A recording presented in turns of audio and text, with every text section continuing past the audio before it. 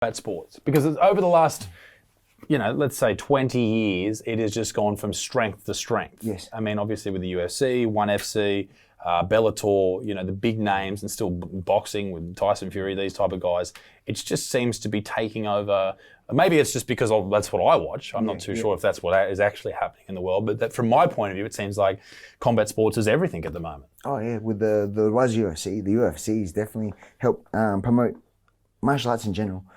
Not just MMA, but it's also getting people through the door for the jiu-jitsu classes, the Muay Thai classes, as people are specialised in different things. And it's just putting it into lounge rooms where a majority of people wouldn't have seen it before.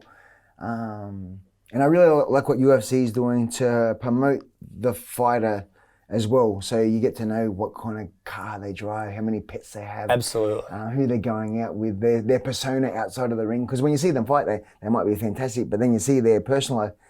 This bloke's a fuckwit. Yeah, he's a bit of a dick. Man, I've said this for years about the NRL in Australia, the rugby league. Like, they just handle their players terribly. Yeah. They never, even little things on Instagram, right? The NRL will post a photo of a player scoring a try and they won't even tag their profile. Oh, jeez. Why wouldn't you try and boost your player? Yeah. There's no behind the scenes stuff. That's starting to filter through now because that's what the UFC, and they're the best at it. That's what they're doing. Yep. But they don't have the same mindset. Yep. But I think with the UFC, like Joe Rogan's podcast has boosted not only jiu-jitsu in all over the world. Like, more people are going to jiu-jitsu classes because of Joe Rogan's podcast. The UFC's killing it, not just because of Joe Rogan's podcast, but more people are going in there.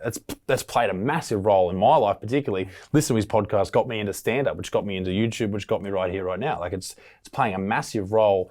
And even with Joe at the moment, there's this thing going on about Bernie Sanders spoke about, came out and said that, Joe Rogan's said on his podcast, he'd vote for Bernie. And people are like, Joe is literally a better person to have on your side than the New York Times.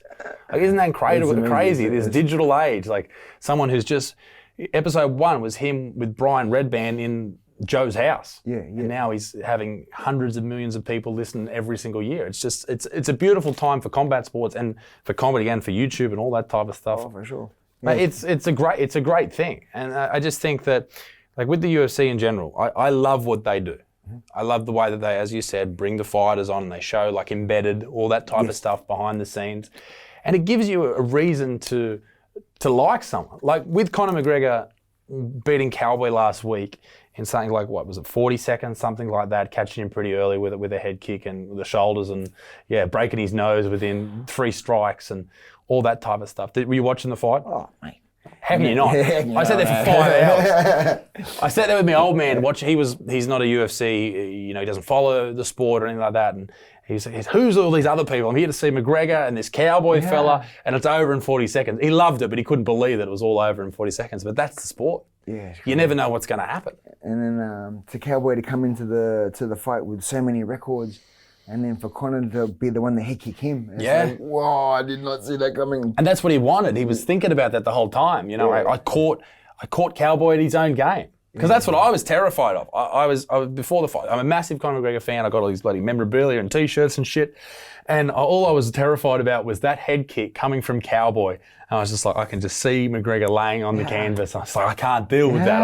I didn't even go to the pub to watch it. I had to watch it. I bought it at home. All right? I didn't even legally stream it. I bought the fucking pay-per-view because I knew he was getting a cut. And I watched it freaking out, just like, oh fuck, I can't see it. But madness. It was awesome. It was so cool. And then the rest of the day, I was with my wife, and then even I was looking at her going, I think we witnessed something very special today, because that was crazy. I was buzzing all day. And I like Cowboy too. And just to see him go down, it's like, sucks for Cowboy, but that was special. It was the resurgence of McGregor. He had to win. Yeah. If he loses that, what does he do? He can't call someone out. And then we were talking about Tony Robinson, the entrepreneur gentleman in the cage with him as well. And then Angie's going, who contacted who, I wonder? Do you reckon Tony reached out and asked him to give him a little bit of motivational stuff, or do you think Conor reached out to him? I wonder. Yeah, I wonder. I reckon Tony would have reached out because he would have known that mate, what are you doing? You're throwing everything away. You're the other man. If you just focus on what you're doing, you can be anything you want to be. But what you're doing now, come on, slap yourself out of it. Yeah. Punching on men in the pub isn't definitely a no-no.